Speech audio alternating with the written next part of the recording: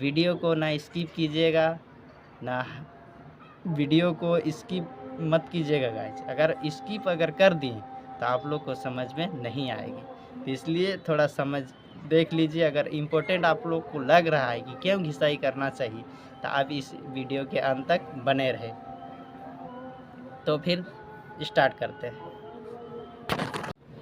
Hello दोस्तों, सबसे पहले आप सभी को मेरे तरफ से प्यार भरा नमस्कार, और जितने भी हमारे व्यूअर्स हैं सभी को तहे दिल से धन्यवाद। तो गाइज, आज हम इम्पोर्टेंट चीज़ बताने वाले हैं कि पुट्टी को दीवार पर किया जाता है। जैसे कि विभिन्न प्रकार के कंपनियां की पुट्टी होती है, वॉल पुट्टी जिसको बोलते हैं। तो वॉल पे लगाने के बाद 3 लेयर हो जाता है। 3 लेयर होने के बाद फिर उसको घिसाई करना क्यों ज़रूरी है, उसके बारे में हम आज आप लोग को बताने वाले हैं। क्योंकि आप लोग को पहले का भी वीडियो में पता चला होगा कि घिसाई क्यों करते हैं दीवार को। जब पुट्टी लग गया तो उसमें प्राइमर करना चाहिए, कलर करना चाहिए। कलर कर देने से हो जाता है, लेकिन घिसाई करना क्यों इम्पोर्टेंट है, इसके बारे में हम आज आप लोग को पूरा खुलासा करने वाले हैं। आप लोग के सामने जो मेरे तरफ से जानकारी है, और मैं इतने दिनों से काम को करते आ रहा हूँ, जिसके अनुसार मैं आज उस बात का विश्लेषण करूँगा। तो चलिए, पर जो शाइनिंग पेपर जो आता है अलग अलग प्रकार का आता है। जैसे कि उसमें नंबरिंग होता है 150, 120, 150, 180, 200, 220, इस तरह का विभिन्न प्रकार का होता है। जिसमें से और 320, 300 अलग अलग प्रकार का होता है गाइज। लेकिन जिस तरह से पुट्टी अगर सॉफ्ट होती है, ज़्यादा सॉफ्ट होती है, तो उसमें ज़्यादा नंबर वाला पेपर से रगड़ना पड़ता है, ताकि उसको रगड़ना पड़ता है ताकि वो अच्छी तरह से स्क्रैच को मिटा सके। तो चलिए, पॉइंट वो दूसरा था, लेकिन क्यों रगड़ा जाता है इसके बारे में हम आप लोग को बताने वाले हैं।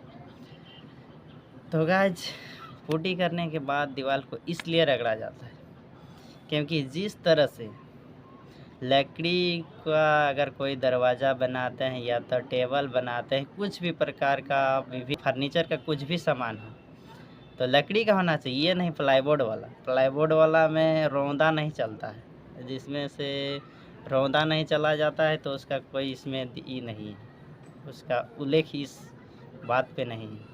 क्योंकि उसमें जिस तरह से रौंदा लगाते हैं, यानी जैसे कि उसका प्लेन सरफेस नहीं होता है, जिसके कारण उसको चिकना करने के लिए रौंदा चलाया जाता है। इस तरह करके, ऐसे करके घिसते हैं, रौंदा चलता है इस तरह का, तो उसको बोलते हैं रौंदा। ताकि उसको जो जहाँ उबड़ खाबड़ है उसको प्लेन करेगा, और जो चोंच आती है वो चीज़ प्लेन हो जाएगा, और देखने में भी खूबसूरत लगेगा।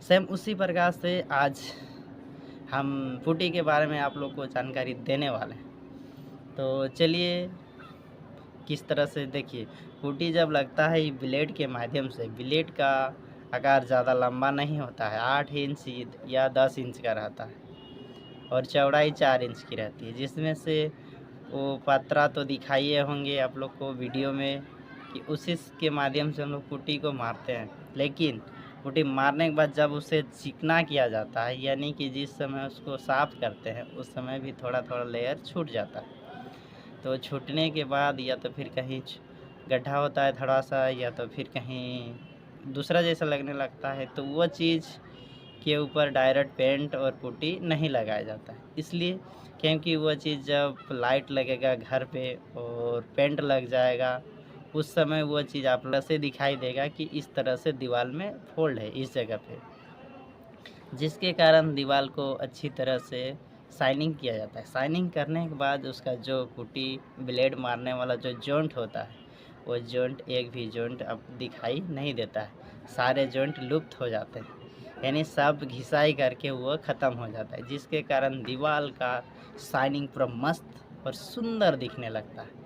वो होने के बाद जब उसमें डस्ट हो जाता है, डस्ट को झाड़ू के माध्यम से पूरा साफ़ कर देते हैं, यानी दीवार पे झाड़ू लगाया जाता है। झाड़ू लगाने के बाद फिर उसमें प्राइमर चढ़ता है, प्राइमर चढ़ाते हैं, जैसे कि वो रोलर मिलेगा। अगला ब्लॉग में हम दिखाएंगे कि रोलर के माध्यम से इस तरह का गोल गोल रहता है इतना बड़ा 10 इंच का, उसके माध्यम से रोलर को चलाया जाता है पूरा दीवार में, सीलिंग में, जिधर जिधर पुट्टी लगा है उधर चलाया जाता है। चलाने के बाद उसी के माध्यम से वहाँ पे प्राइमर किया जाता है।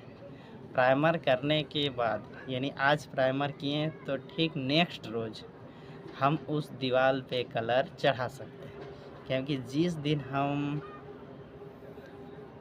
प्राइमर किए उसी दिन हम प्राइमर किए हुए दीवार पर पेंट नहीं चढ़ा सकते, क्योंकि उसका सूखने का समय होना चाहिए। यानी यदि अच्छी तरह से वो सूख जाता है तब हम पेंट करते हैं, या तो फिर आप लोग भी पेंट करते होंगे, तो अच्छी तरह सूखने के बाद पेंट का जो शाइनिंग होता है अच्छी तरह से हो पाता है, यानी मिलता है अच्छी तरह से दीवार के साथ, वो एब्जॉर्ब होता है, जिसके कारण वो अच्छी तरह से गहरा दिखाई देगा।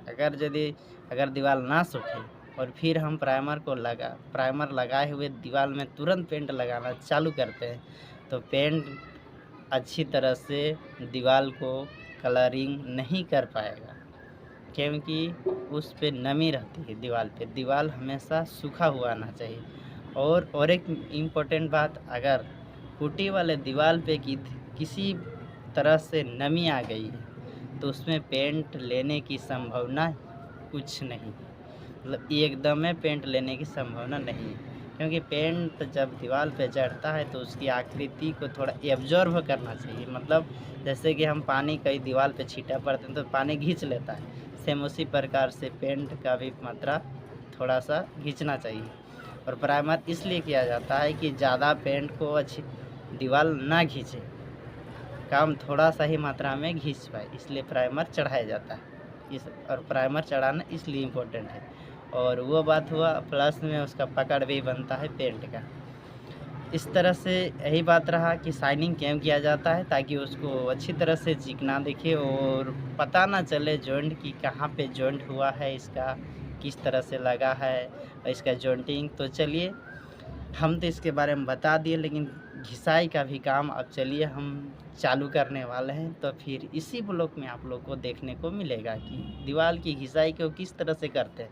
और लाइट से के माध्यम से, मतलब लाइट एक हाथ में और एक हाथ में सीरीज का पत्ता यानी शाइनिंग पेपर लेकर रगड़ाई करते हैं, ताकि उस तरह का घिसाई करने से कहीं किसी भी जगह पर किसी भी कारणवश से जॉइंट नहीं छूट पाता है, क्योंकि हम लाइट को सामने सामने दिखाते ले जाते हैं, ताकि उसमें होता है कि हर जगह दिखाई देता है, कहीं छूट ना जाए। क्योंकि अगर कहीं छूट जाता है, किसी कारणवश छूट गया, बाय मिस्टेक हो गई, तो जब वो पेंट लगेगा उस समय वहाँ दिखाई देगा कि हाँ इस जगह से इसका जॉइंटिंग है, अच्छा नहीं लगेगा देखने के लिए, लुक उसका कट जाएगा, जितना लगना चाहिए था उतना नहीं लग पाएगा।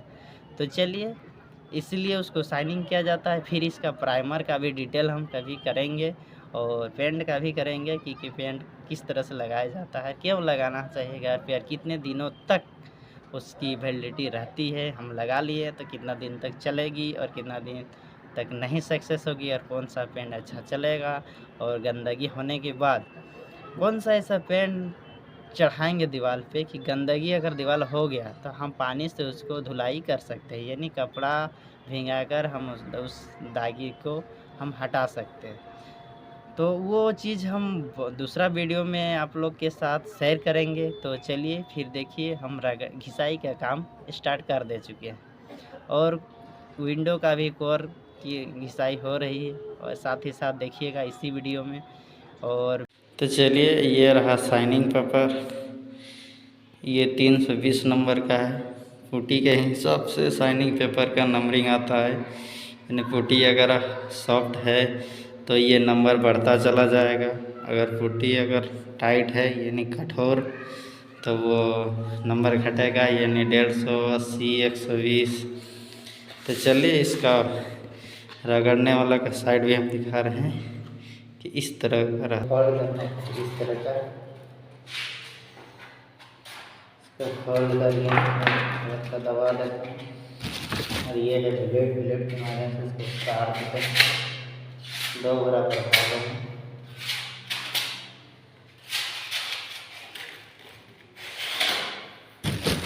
ये ऑलरेडी 2 पीस हो गया है गाइस। इसको मोड़ना है, एक पीस करना रहते हैं। इस तरह मोड़ने का आइडिया है, यानी ये तीनों बराबर भाग में होना चाहिए। इस तरह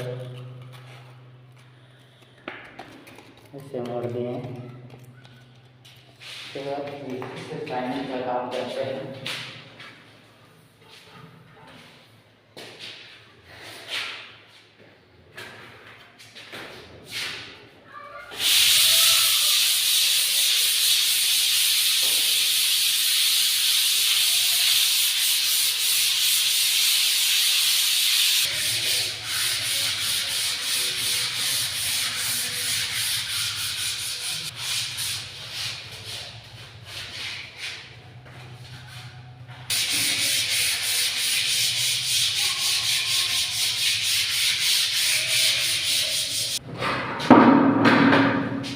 पहुँचने नहीं सकते हैं तो चलिए डब्बा के माध्यम से चढ़ें, इसमें जाऊँगे। चढ़ गए डब्बा के ऊपर।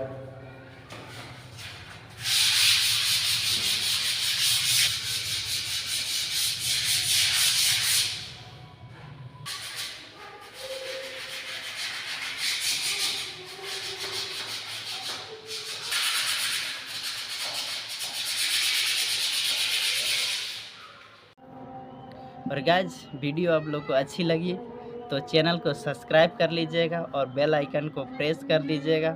साथ ही साथ वीडियो को लाइक कर दीजिएगा गाइज। तब तक के लिए आप लोग के साथ बाय बाय। अगला वीडियो में मिलते हैं आप लोग के साथ। प्यार भरा नमस्कार आप लोगों के साथ मिलेंगे गाइज। तब तक के लिए आज के लिए बाय बाय।